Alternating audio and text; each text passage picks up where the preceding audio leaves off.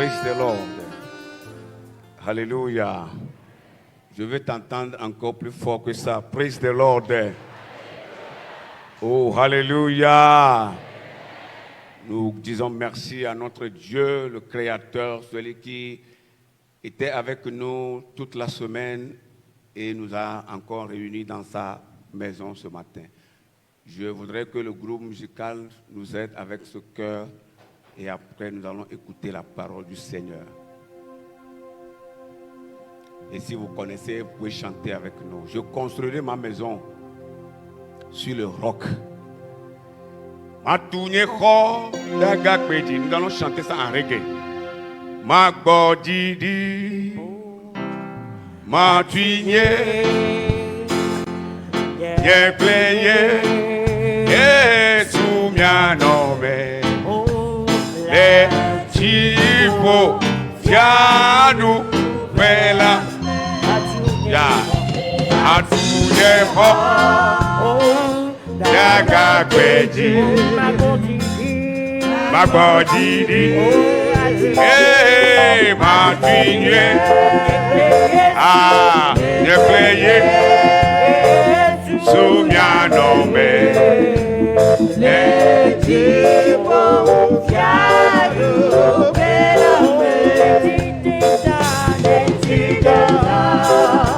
Yema, oh, na omutu, ikama choponyo. Matune kwa ga weji ye preye sumia nome etida yema na omutu tikama choponyo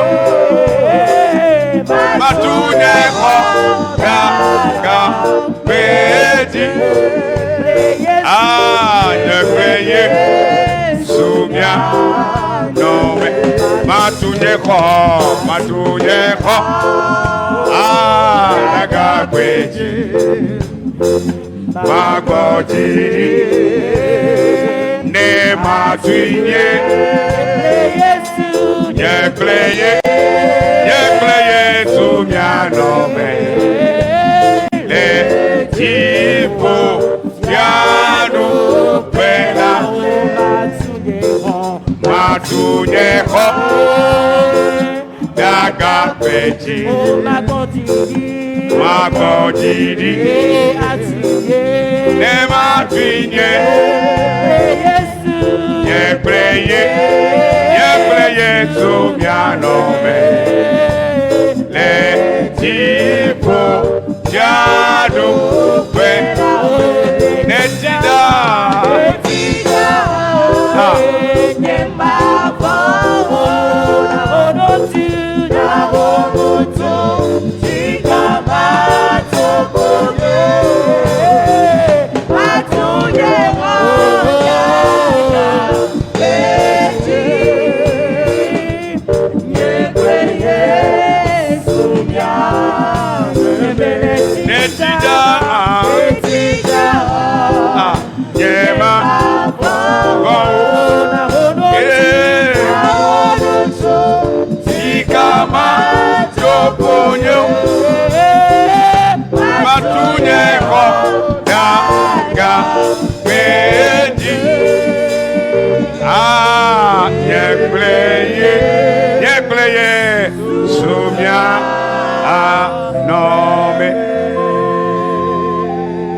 Seigneur, nous voulons te dire merci ce matin pour ta grâce qui ne cesse de jaillir dans nos vies. Merci de nous rassembler autour de ta parole ce matin. Que ton nom soit béni, Seigneur. Nous sommes prêts, Seigneur, à écouter ta voix. Nous ne voulons pas écouter la voix d'un homme, mais nous voulons écouter ta voix. Viens nous parler à travers, Seigneur, notre personne, au nom puissant de Jésus-Christ. Nous avons besoin, Seigneur, de ton esprit, l'onction de ta puissance pour interpréter ta parole. Qu'elle soit effective dans nos vies, au nom de Jésus-Christ. Ouvre les entendements de ton peuple ouvre les entendements, ouvre les cœurs pour que ta parole trouve place en nous. Merci Seigneur, que ton nom soit loué. Au nom de Jésus, nous avons prié. Et que le peuple de Dieu qui croit, crie plus fort. Amen. Alléluia. Que le Seigneur te bénisse ce matin.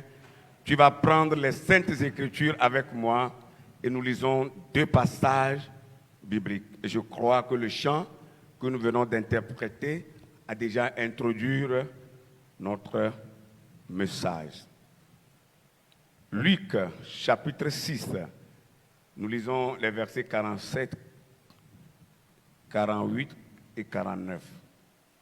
Luc, chapitre 6, versets 47 à 49. Et la deuxième lecture, c'est dans 1 Corinthiens, chapitre 3, versets 10 et 11.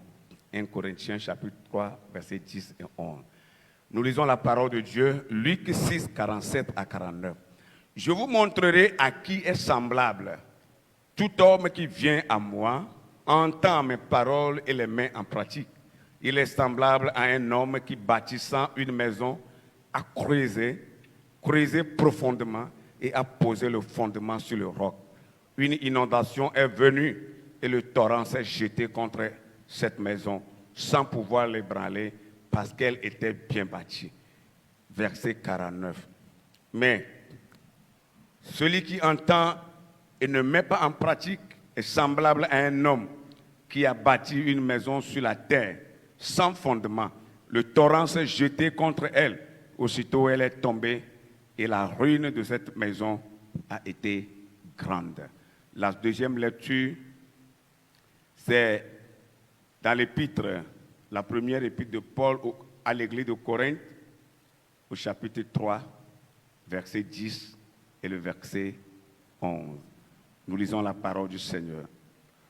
Selon la grâce de Dieu qui m'a été donnée, j'ai posé le fondement comme un sage architecte et un autre bâtit dessus. Mais que chacun prenne garde à la manière dont il bâtit dessus. Verset 11. Car personne ne peut poser un autre fondement que celui qui a été posé, savoir Jésus-Christ. Amen.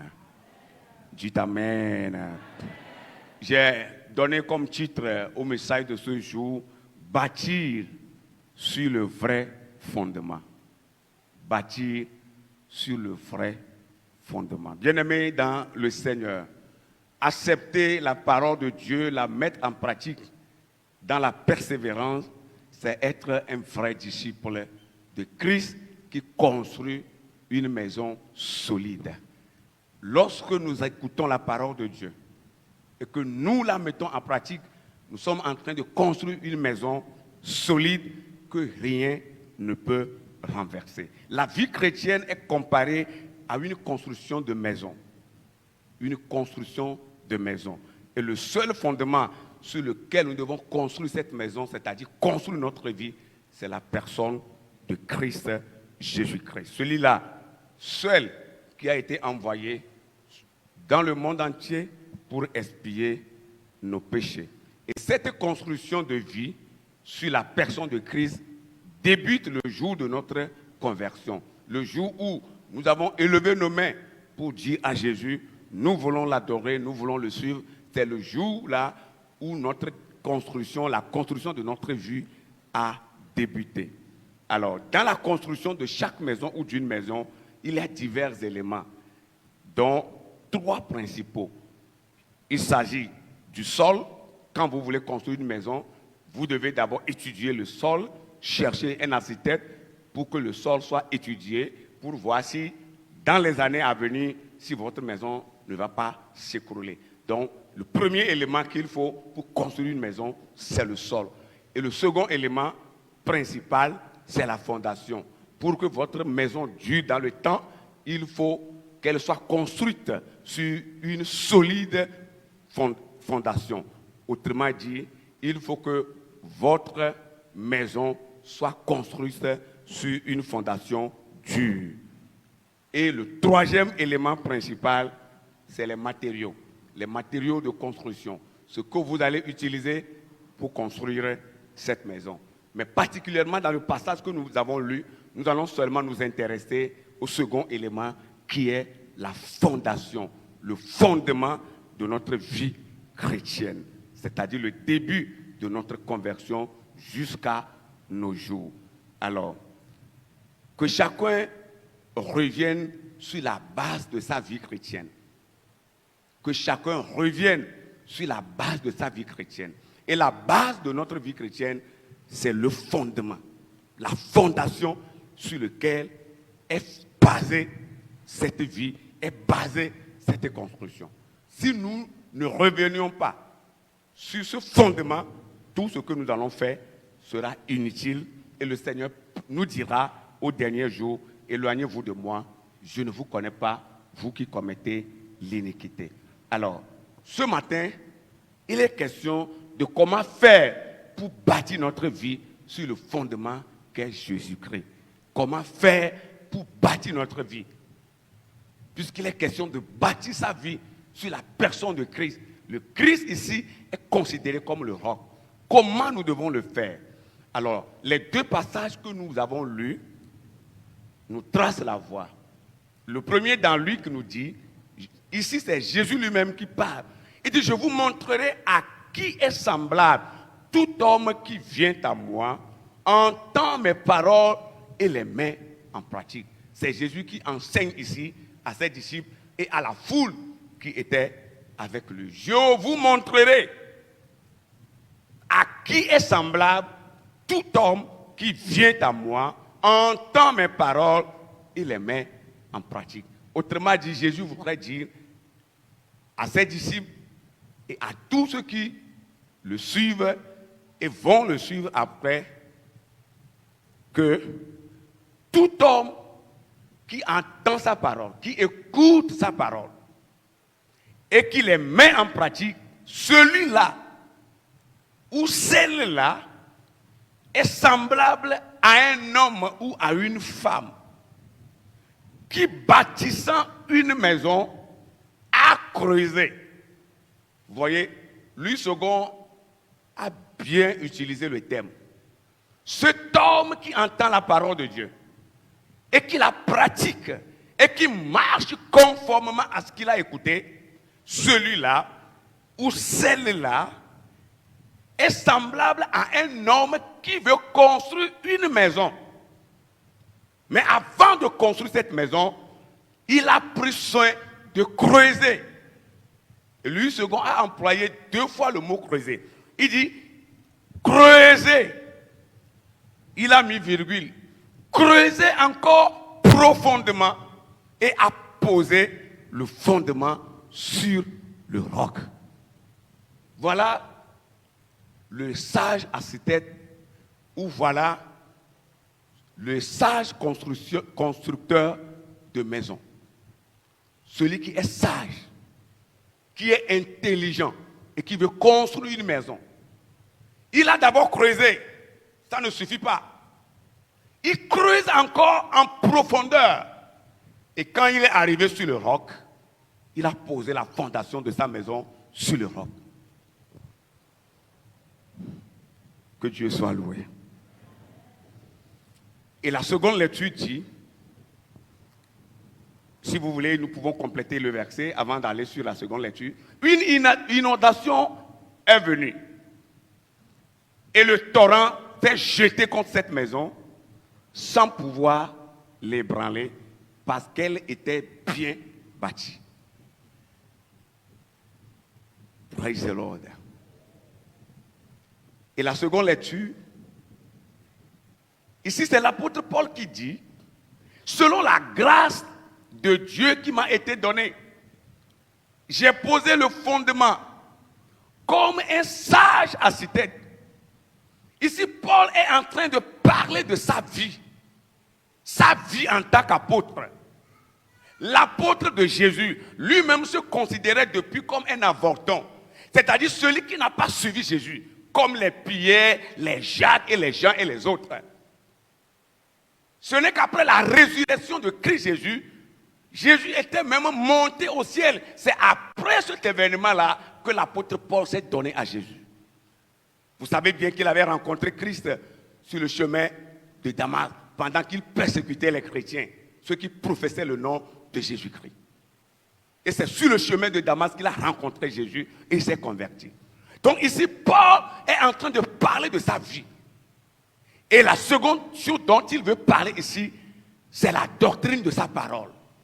Sa vie qui est conforme à la doctrine de la parole qu'il est en train de prêcher. Il dit qu'il a posé le fondement comme un sage architecte. Et il dit, et un autre bâtit dessus. Ça veut dire que nous, qui sommes venus rentrer dans cette grâce de Dieu, comme l'apôtre Paul, nous devons aussi bâtir notre vie sur la personne de Christ et bâtir notre vie dans la bonne doctrine, c'est-à-dire dans le bon enseignement de Dieu. Il faut que la parole de Dieu soit claire. Mais il a dit que chacun prenne garde à la manière dont il bâtit dessus. Ça veut dire qu'il y a des choses qui peuvent ressembler aux vrais enseignements. Il y a des enseignements qui peuvent ressembler aux vrais enseignements. Nous ne devons pas suivre ces enseignements-là. Que le Seigneur nous fasse grâce. Comment bâtir sa vie sur la personne de Christ, qui est le fondement de notre foi chrétienne. La première chose dont nous avons besoin, c'est la repentance, la vraie repentance. La vraie repentance. Au début de notre vie chrétienne. Et c'est là le problème de plusieurs croyants, de plusieurs chrétiens aujourd'hui. La vraie repentance. L'Église est comme un lieu de transformation de vie. Si vous acceptez cette parole, dites Amen.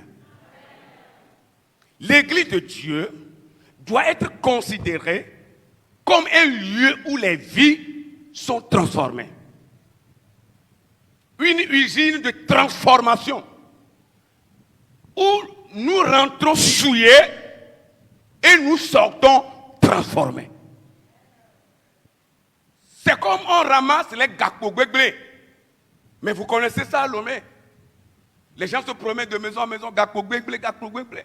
Ils ramassent les ventilateurs gâtés, les pieds de véhicules de moto gâtés, les poêles gâtés, un peu de tout gâté, et ils les ramassent. Et nous nous demandons, mais ils vont faire quoi avec ça? Ça va rentrer dans une usine de transformation. Ou lorsque ces gakogwegwe-là vont ressortir, vous n'allez plus les reconnaître. Tu ne sauras plus que c'est ton ventilateur gâté là qui est devenu nouveau comme ça. Tu ne vas pas te rendre compte que c'est ta pièce de moto, de véhicule gâté là que l'usine a transformé. Alors l'église de Dieu est considérée comme une usine.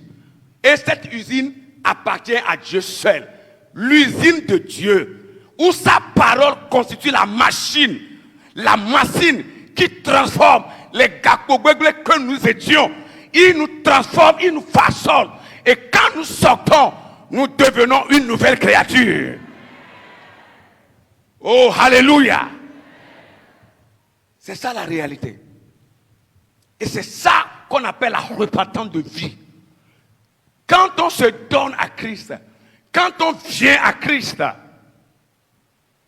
la première chose qui est nécessaire pour l'être humain qui vient à Jésus, que ce soit une femme, que ce soit un homme, que ce soit une jeune fille ou un jeune garçon ou un enfant, ce qui est plus nécessaire, premièrement, à expérimenter, c'est la bonne repentance, la vraie repentance.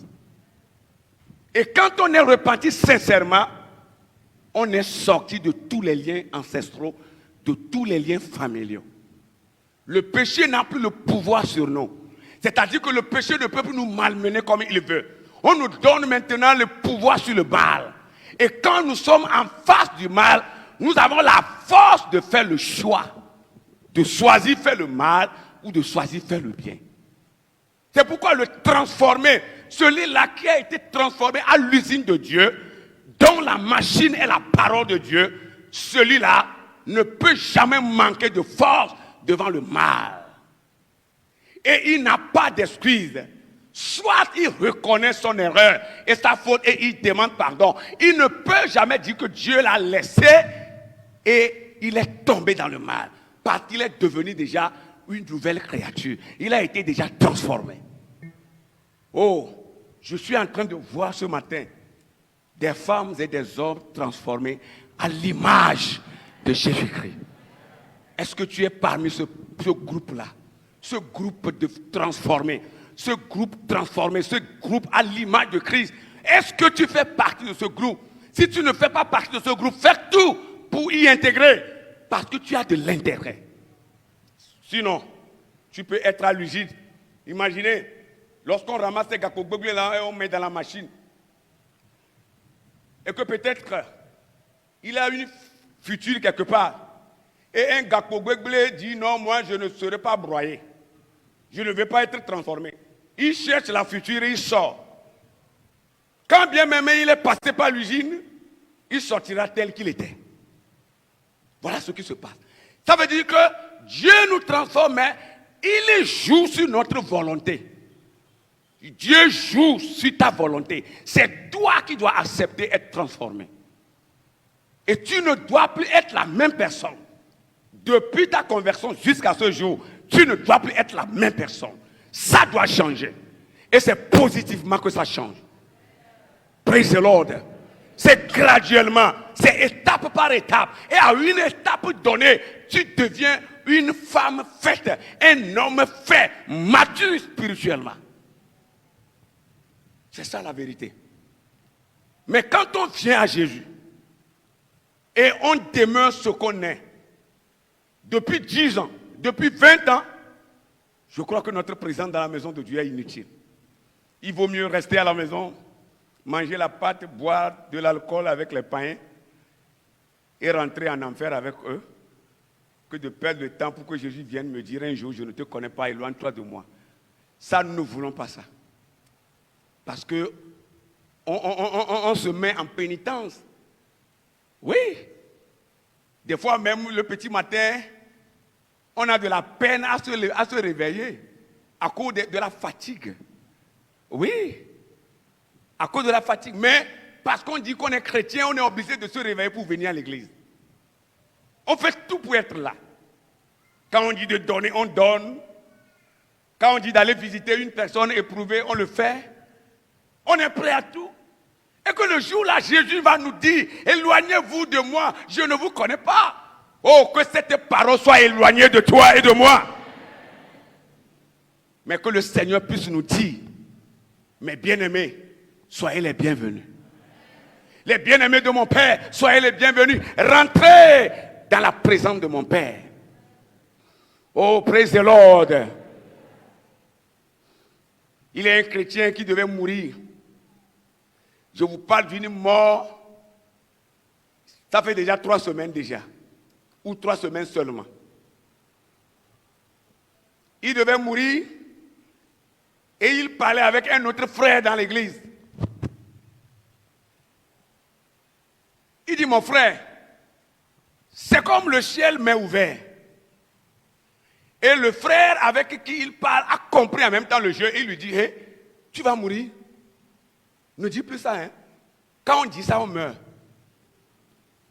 Il dit, non là, je ne blague pas. Il dit, non, je ne blague pas. C'est comme le ciel m'est ouvert. Je vois les anges aller et revenir. Et le frère a eu peur. Et il parlait à l'épouse de ce frère-là. Il est allé parler à son épouse, à l'épouse du frère qui lui parlait. Que, hey, ton mari dit que le ciel lui a ouvert. Hein. Il a dit ça le lendemain, il est décédé. C'est ça le chrétien. C'est ça celui qui est transformé. C'est ça celui qui est passé par l'usine de Dieu. Dont la machine est la parole de Dieu. Il a vu le ciel clairement. Je ne dis pas que tu vas mourir. Mais quand tu meurs, il faut aller dans le royaume de Dieu. Je ne dis pas que tu vas mourir. Je suis d'accord que tu vives longtemps selon la parole de Dieu. même si c'est longtemps, j'ai l'habitude de le dire, hein, même les 100 ans, là, ce qui est dessus, là, c'est les bonus. Ce n'est plus nombreux. Même si on va atteindre les 100 ou les 90, selon la Bible, pour les vigoureux, il faut qu'on rencontre notre Dieu. Que la transformation soit effective dans ta vie, dans ton âme et dans ton esprit. Dis Amen. Une personne repentante, premièrement, fuit le mal. Il ne se réjouit pas devant le mal.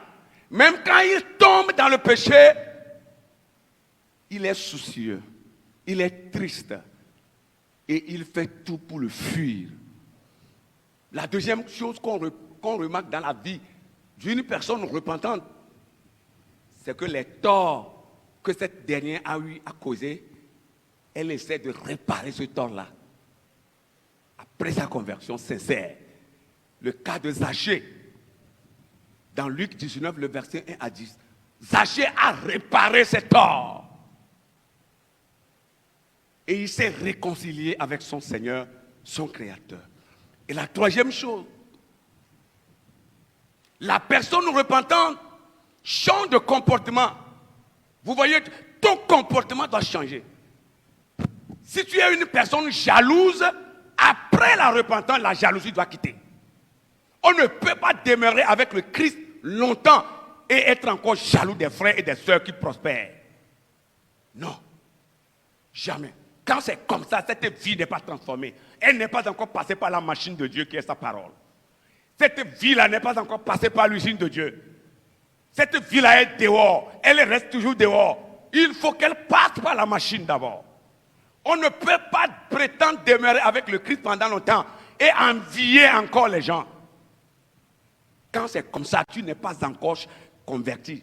Le changement n'est pas encore arrivé. On ne peut pas prétendre être chrétien et rempli d'envie. Quand je vois quelqu'un qui prospère, je veux le terrasser. Quand je vois quelqu'un qui va de l'avant, je veux l'arrêter. Non, ça ne doit pas être ainsi. Et moi, je le dis souvent, même si peut-être on me dira que j'ai trop exagéré, les hommes de Dieu que nous sommes, s'il nous arrive de continuer à envier et à jalouser nos prochains ou nos collègues hommes de Dieu, nos collègues pasteurs, nous ne sommes pas encore convertis. Parce que pour devenir pasteur, il faut être chrétien d'abord.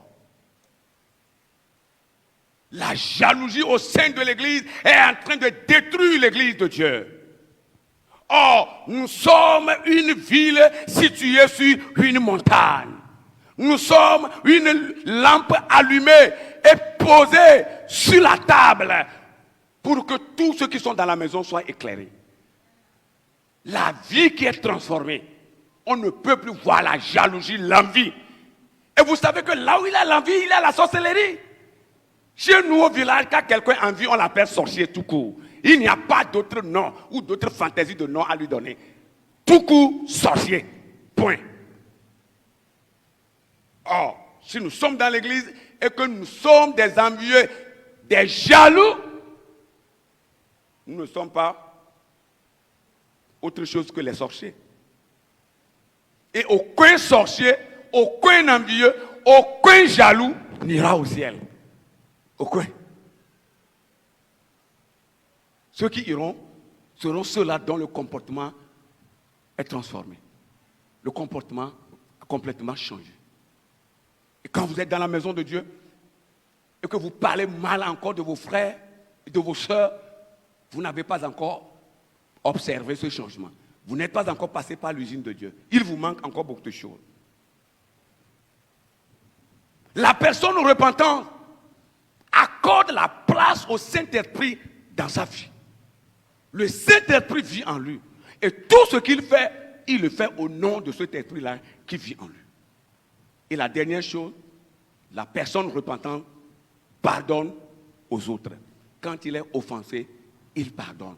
Écoutez ce que Jésus a déclaré dans Matthieu 4, le verset 17.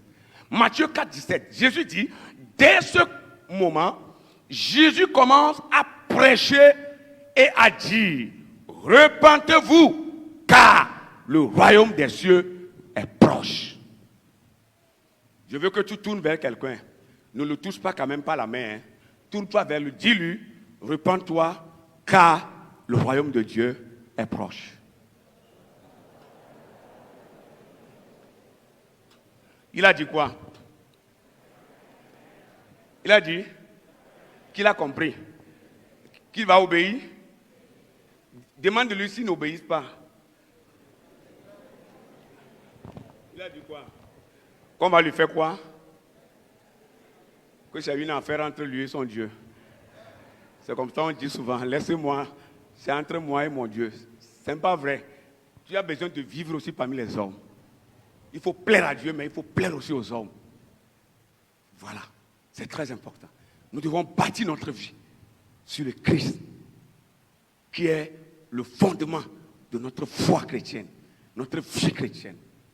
Et cela doit être sincère. Et la deuxième chose, comment bâtir sa vie sur la personne de Christ? La deuxième chose qu'il faut faire, nous devons demeurer dans la parole de Dieu, la vraie parole de Dieu. Aujourd'hui, il y a beaucoup de doctrines qui sont prêchées partout. Mais le chrétien doit s'attacher à la vraie doctrine, la vraie parole de Dieu. C'est très important. Alors, et cette parole dont il est question ici, c'est une personne. Quand la Bible nous dit que nous devons demeurer dans la parole de Dieu, ça veut dire que nous devons demeurer dans une personne. Et cette personne en question n'est autre que la personne de Jésus-Christ, la personne de Christ. Jean 8, le verset 31 déclare. Jean 8, 31 déclare. Et il dit aux Juifs qui avaient cru en lui, si vous demeurez dans ma parole, vous êtes vraiment mes disciples.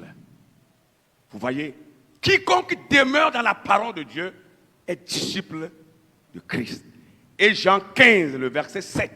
Jean 15, le verset 7. Si vous demeurez en moi et que mes paroles demeurent en vous, demandez ce que vous voudrez et cela vous sera accordé. Si vous demeurez en moi, autrement dit, si vous êtes en moi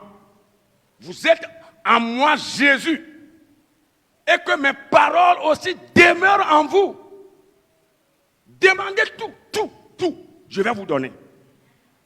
Oh, alléluia. Et ça, c'est Jésus qui parle.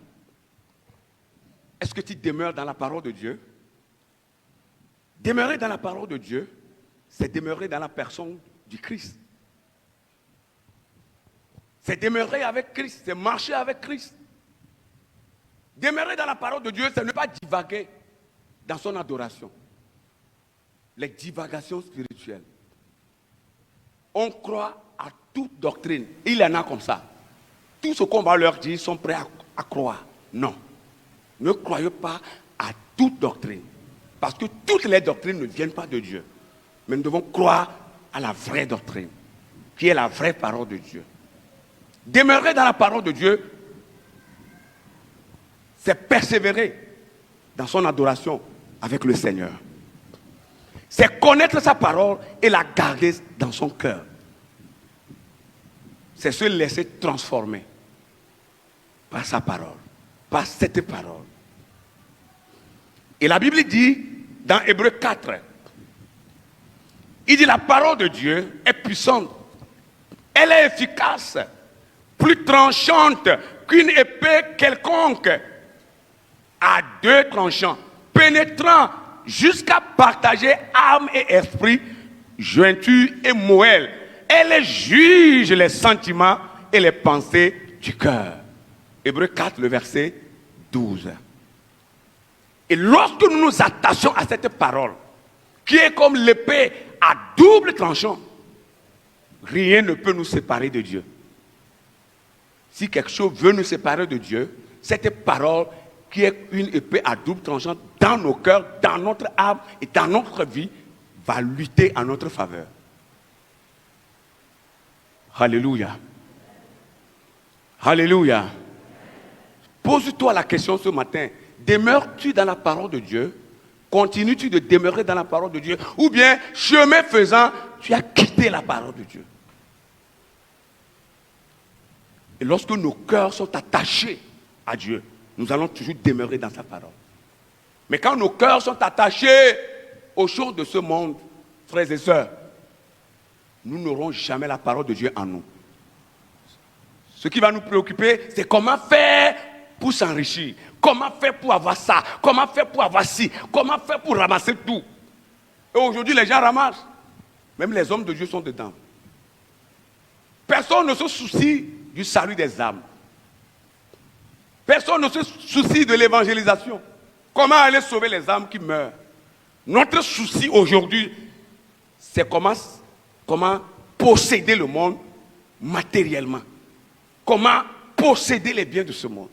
Oubliant qu'un jour nous allons les quitter. Que nos cœurs soient attachés à la parole de Dieu. Dites Amen. Que ton cœur soit attaché à la parole du Seigneur. Et que la parole pénètre ta vie. Que tu vives dans cette parole. Que tu marches dans cette parole. Même si tu veux boire, que tu boives dans cette parole. Si tu manges, que tu manges dans la parole de Dieu. Si tu fais quelque autre travail, que tu le fasses dans la parole de Dieu. C'est ça la volonté de Dieu pour toi et pour moi. Et la troisième et dernière chose dont je veux parler et m'arrêter. Comment construire sa vie sur la personne de Christ, qui est le roc de notre foi chrétienne. La troisième chose, nous devons persévérer dans les épreuves. Nous devons persévérer dans les épreuves. Et quand nous lisons le livre des Actes, Actes des Apôtres, le chapitre 16 à partir du verset 23. Acte 16, à partir du verset 23 au verset 30. Là, nous verrons l'histoire de Paul et de Silas. Paul et Silas étaient jetés en prison. Ils ont été jetés en prison, dans la prison de la ville. Non pas parce qu'ils ont péché. Ils n'ont rien fait de mauvais. Mais ils ont été jetés dans la prison. Vous savez ce que Paul et Silas ont fait? Ils ont juste délivré une jeune fille de l'esprit de Python. Il y a une jeune fille dans cette localité qui est animée par un esprit de Python. Et cette fille servait de voix de bénédiction pour certains de la ville. Elle fait la divination avec cet esprit. Et lorsque Paul et Silas sont rentrés dans cette ville, ils ont délivré cette jeune fille de cet esprit au nom de Jésus. Et l'esprit a quitté la jeune fille et la jeune fille est libérée. Et cela a suscité la jalousie des pharisiens, des scribes. Ils ont saisi Paul et Silas et les ont jetés en prison. Et la Bible dit qu'ils ont été jetés dans la prison des prisons. C'est-à-dire à l'intérieur de la prison même. Pour qu'ils ne sortent pas. Et ils ont mis des gardes. Et il y a un geôlier qui surveillait aussi ces gardes. Ils étaient là. Et la Bible dit que leurs pieds étaient enchaînés. Bien-aimés, vous voyez?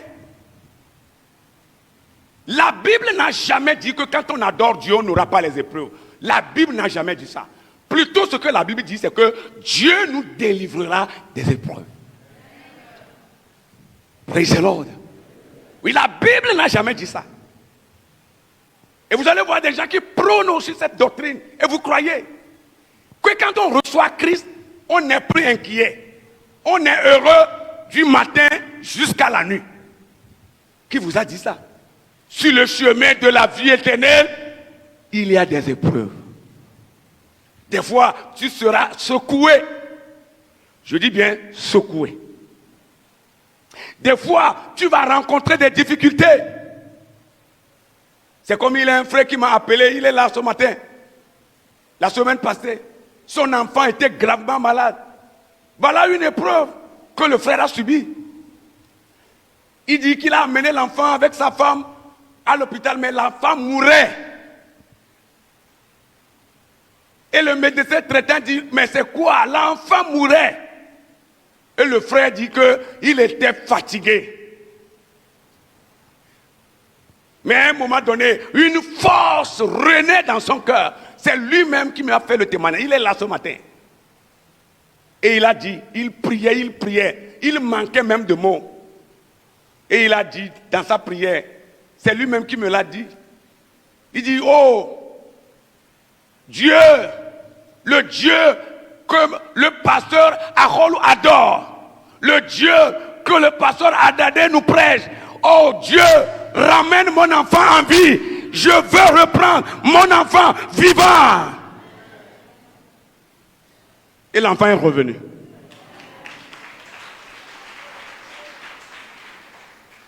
La Bible n'a pas dit que le chrétien ne traversera pas des épreuves. Les épreuves viendront. Des fois même tu seras dans le manquement.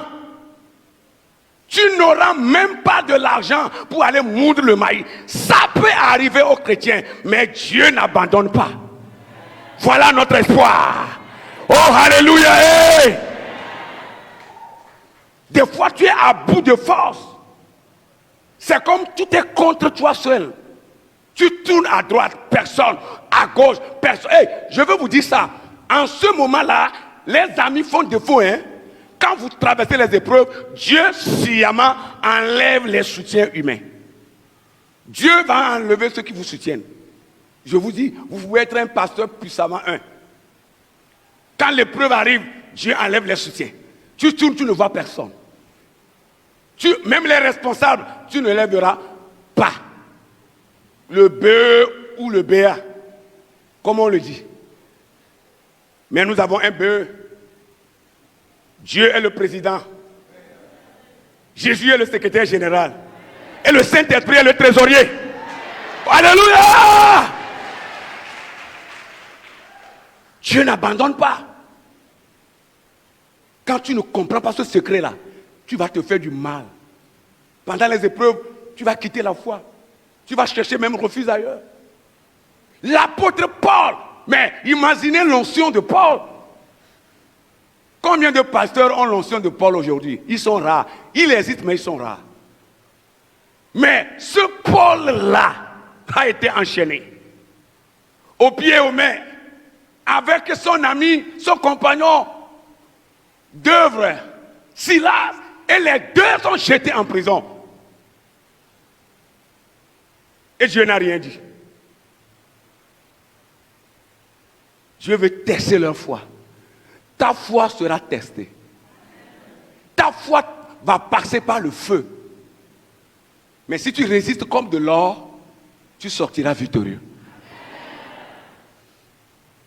Mais la Bible dit, je vais aller plus vite et m'arrêter.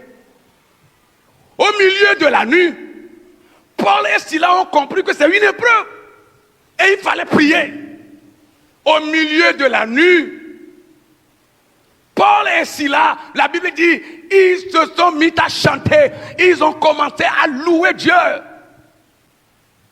Ah, et Kaya ne demande, et Kaya cho, Farisito Kaya ne demoule, et Kaya cho, Akban le fiala Kaya ne demande, et Kaya cho, et Mubiala Kaya ne demoulo, et Kaya cho, Gogovo Kaya ne demande, et Kaya cho, et Kaya ne demoulo, et Kaya cho, Adjeto Kaya ne demande, et Kaya cho, et Kaya ne demoulo, Kaya cho. Il chantait au milieu de la nuit. Écoute-moi ce matin. L'arme la plus efficace du chrétien, c'est sa louange à Dieu. Ton arme efficace, que tu dois garder, que tu dois posséder, que tu dois prendre, c'est ta louange. Quand on est écrasé, quand les situations viennent nous écraser, nous devons chanter. Je n'ai pas entendu Amen. Lorsque tu es humilié, abandonné, rejeté, foulé aux pieds, ce que tu dois faire, c'est de chanter. Ne parle pas, ne murmure pas, ne dis pas des choses. tourne-toi vers ton Dieu, chante-le encore.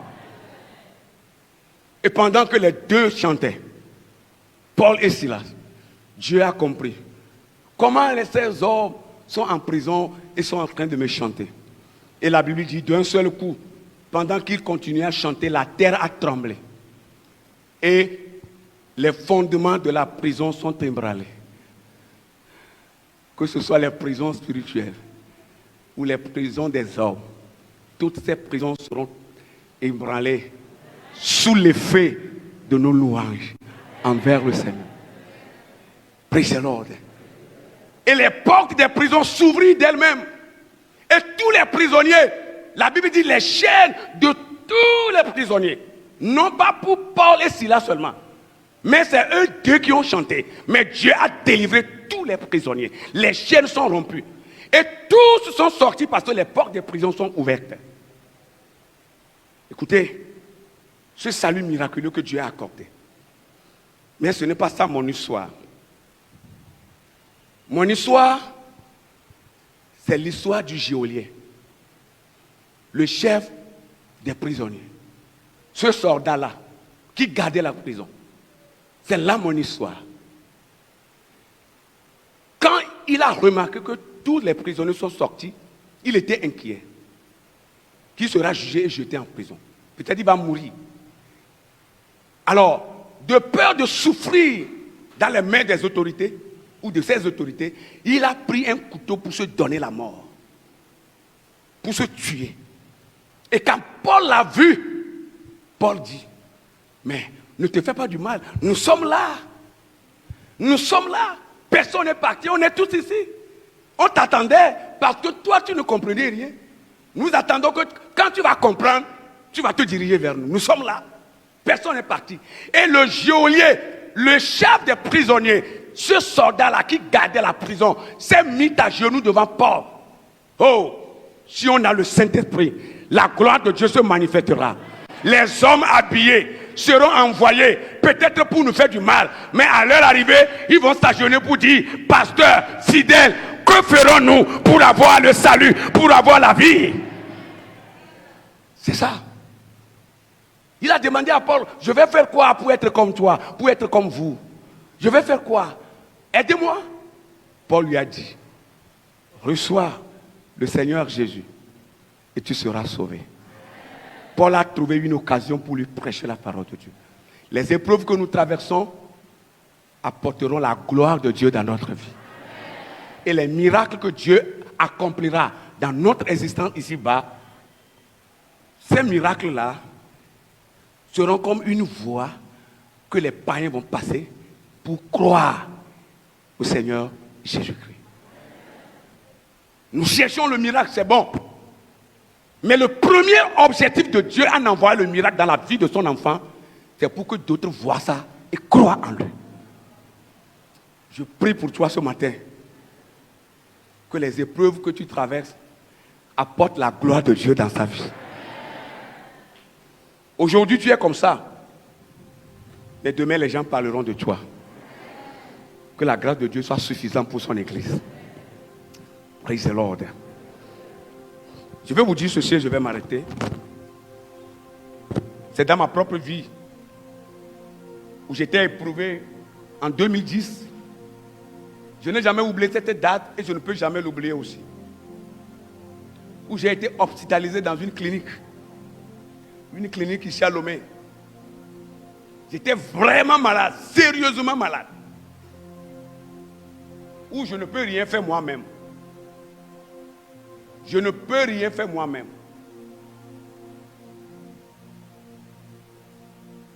Et le premier jour où on a commencé à m'administrer les soins, le premier jour, parce que je suis rentré dans cette clinique, j'ai fait 3 jours pour les analyses seulement. Toutes les analyses jusqu'au scanner. Et c'est après les 3 jours-là, les médecins ont décidé de commencer les soins. Et c'est le premier soin qu'ils sont venus me faire, avec la perfusion. J'étais sous perfusion. Lorsque j'entends un bruit, que la clinique a pris feu. La clinique a pris feu. C'était une clinique à étage, Donc le haut a commencé à prendre feu. Et ça va descendre en bas. Or, j'étais dans une clinique avant. J'ai fait 3 semaines là-bas. Et quand mon état se dégradait, j'ai décidé de quitter là-bas pour une autre clinique. Et voyez, le premier jour où on devait commencer les soins, regardez l'épreuve que j'ai encore subie. Tout le monde courait. Mais je ne peux pas courir. Les gens couraient. J'ai fait doucement avec mon pied. Le frère qui était avec moi à l'hôpital, je l'ai envoyé à Tocoin pour le résultat d'une analyse. Donc lui, il est allé retirer une analyse. J'étais seul dans la cabine. Et j'ai fait doucement avec mon pied, j'ai ouvert la porte. Et il y a une infirmière qui courait. J'ai dit, viens me sauver, viens m'enlever. Je vais partir. Le feu brûle. Quand vous attendez le bruit, peut-être que vous serez mort même avant. Les gens criaient dans le quartier. Ils apportaient de l'eau. Sapeur-pompier a été appelé maintes fois, ils ne sont pas venus. Les gens couraient, tout le monde criait. La fille est venue, l'infirmière est venue m'enlever. Mais elle a entendu encore un grand cri et elle a fui. Mais la mort de ton prochain vaut mieux que ta propre mort. Elle a fui. Et moi-même, j'ai enlevé ça par force. Ça m'a fait mal. J'ai enlevé en désordre comme ça. Et j'ai mis la culotte. J'ai tenu ça comme ça. J'ai tenu ma culotte. Parce que j'étais maigre et que les boutons même ne peuvent pas arrêter vous comprenez? J'ai tenu ça, je courais. Et je me suis rendu compte, j'ai l'argent dans le sac. Au moins, si je prends l'argent pour les soins là, et je suis retourné, quelqu'un m'a poussé. Quand je retournais, moi j'allais tomber. Lui aussi il courait, il m'a cogné. Et j'ai fait comme ça, je me suis arrêté. Et je suis allé prendre l'argent, j'ai mis ça dans la poche et j'ai tenu comme ça. Tous les malades ont été transférés dans une mosquée. Il y a une mosquée qui faisait face à la clinique. Il y a une mosquée qui faisait face à la clinique. Tous les malades. Il y en a même qui sont transportés sur les brancards. C'est comme ça que vous l'appelez, non? Oui. Et ils ont été... la mosquée là est remplie. C'est là où on verra qui est musulman ou qui est chrétien. Mais ils étaient là, les musulmans étaient là, mais ils ne nous ont pas renvoyés. Non. C'est eux-mêmes qui enlevaient leur natte et ils disaient, rentrez, rentrez, rentrez. J'ai loué la population là. Ils se sont mobilisés pour éteindre le feu là. Quand vous voyez le feu, waouh! Et j'étais là, accroupi là-bas, tordant de douleur. Vous voyez mon malheur? Là où on peut me soigner. Et c'est là le diable est venu encore brûler. Et le frère qui était avec moi, quand il est revenu, je pleurais seulement. Les larmes coulaient sur mes yeux. Les malades étaient là, tout le monde pleurait. Et le frère m'a dit, pasteur, le diable a menti. Tu ne mourras pas. Il a oublié qu'il est frère. Il m'a prêché la parole de Dieu. Il a posé sa main sur moi, il priait. Dans la mosquée. Que Dieu bénisse ce frère. Mais, je vous dirai la suite après. Ne craignez rien. Dieu est avec vous. Le diable peut multiplier tout contre vous. Si vous êtes avec Jésus, il ne peut jamais vous atteindre. Je suis là aujourd'hui, 2010 à 2021. La différence, elle est grande. Les gens ont chanté que je suis mort. Je suis mort. Et qu'on leur cache ça, que c'est le président de la région qui cache ma mort. Il ne veut pas dire que je suis mort. Ils ont chanté ça partout. Je ne suis pas mort. Je suis vivant. Je serai encore vivant. Tu vas vivre aussi. Que Dieu bénisse son église. Est-ce que tu peux te lever? Nous allons solliciter la prière du diacre Eliphaz. Je veux que tu te lèves. Élève ta main comme ça. Élève ta main. Dis Seigneur Jésus, je veux bâtir ma vie sur toi. Je n'entends pas bien mon frère, ma soeur. Dis Seigneur Jésus, je veux bâtir ma vie. Je veux bâtir ma vie sur toi. Sur ta personne. Sur ta parole. Aide-moi Seigneur. Fortifie-moi Seigneur. Donne-moi le courage. Seigneur, je suis dans ton usine. Transforme ma vie. Transforme ma vie. Envoie ta parole dans mon cœur. Fortifie-moi dans les épreuves. Je suis plus que vainqueur. Je suis plus que vainqueur. Seigneur, merci. Seigneur, merci. Nous allons inviter le diacre Eliphaz de lever sa voix. Venez devant. Priez pour l'église de Dieu. Prions le Seigneur. Éternel, notre Dieu, notre Père, ce matin, nous avons entendu ta voix. Et nous voulons, Seigneur, notre Dieu, te dire infiniment merci pour cette parole que tu as déposée dans nos cœurs. Les épreuves viendront. Les difficultés viendront. Oh Seigneur, les souffrances viendront. Nous serons abandonnés, rejetés, méprisés, humiliés. Mais Seigneur, ce matin, ta parole nous donne de l'espoir que tu es avec nous. Tu ne vas pas nous abandonner. Tu ne tiendras pas la main et tu vas nous conduire sur le chemin de la vie. Seigneur, nous voulons confier nos vies dans tes mains, Seigneur. Nous prions, Seigneur, notre Dieu, que ta parole nous bâtisse, Seigneur. Que même dans les épreuves, Seigneur, notre Dieu, oh, que ta visitation soit forte. Et que, Seigneur, notre Dieu, nos vies soient transformées pour la gloire de ton nom, dans le nom de Jésus. Quelles que soient les situations que nous allons éprouver, oh, nous prions, Seigneur, notre Dieu, que ta main puissante se repose sur chacun d'entre nous, Seigneur.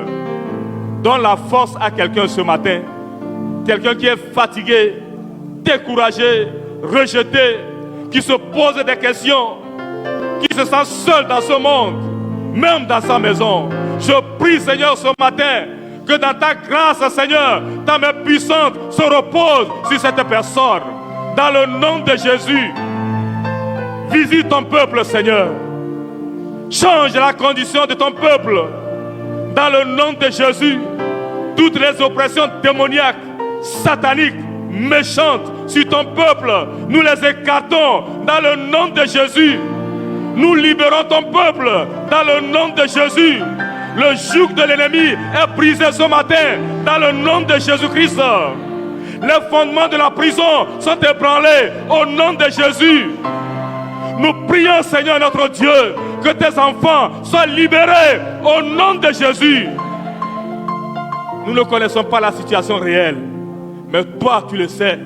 Nous prions, Seigneur notre Dieu, quelle que soit la hauteur, la grandeur de cette situation, tu es à même de délivrer ton peuple ce matin dans le nom de Jésus. Merci Seigneur, parce que tu es fidèle. Tu fais au-delà de ce que nous pouvons imaginer. Que toute la gloire te revienne. Bénis ton serviteur, Seigneur. Renouvelle ses forces. Fortifie-le, Seigneur. Et mets encore en lui ta parole. Pour ton peuple, pour la bénédiction de ton peuple. Dans le nom de Jésus. Que toute la gloire te revienne. Et que le peuple de Dieu dise Amen.